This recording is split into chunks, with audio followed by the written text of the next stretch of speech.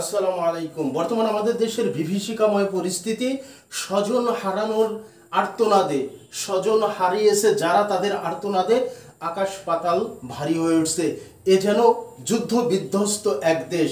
দর্শক, এরই মধ্যে সব দলকে নিয়ে জাতীয় ঐক্যের ডাক দিয়েছেন বিএনপির মহাসচিব মির্জা ফখরুল ইসলাম আলমগীর। খুবই গুরুত্বপূর্ণ একটি বিষয়।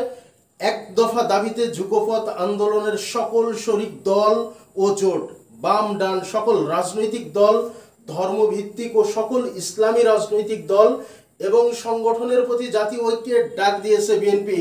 শুক্রবার রাতে বিএনপি মহাসচিব মির্জা ফখরুল ইসলাম আলমগীর স্বাক্ষরিত এক বিবৃতিতে এ আহ্বান জানানো হয়।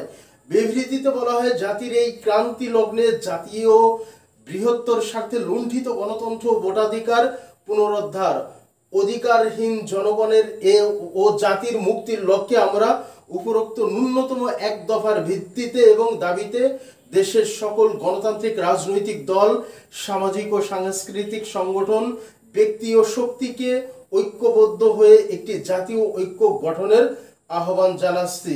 মোটামুটি কথা, দেশের সর্বস্তরের মানুষকে বিএনপি মহাসচিব মির্জা ফখরুল ইসলাম আলমগীর এই আহ্বান জানিয়েছেন। বিবৃতিতে আরো বলা হয়, আমরা বিএনপির নেতৃত্বে যুগপৎ আন্দোলনের সকল শরিক দল ও জোট, বাম ডান সকল রাজনৈতিক দল, বাংলাদেশ জামাতে ইসলামী সহ অন্যান্য ধর্মভিত্তিক ও সকল ইসলামী রাজনৈতিক দল এবং সংগঠনের প্রতি ও জাতীয় ঐক্যের আহ্বান জানাচ্ছি। সময় ও যোগাযোগের প্রতিবন্ধকতার কারণে বিবৃতির মাধ্যমে সম্মতি প্রদান করা যেতে পারে। শীঘ্রই সম্মতিপ্রাপ্ত সকলের স্বাক্ষরে যৌথ বিবৃতি প্রদান করা হবে। জাতীয় ঐক্যের এই ঐতিহাসিক ঘোষণা ও দলিল দেশ ও জাতির মুক্তির ত্বরান্বিত করবে ইনশাআল্লাহ।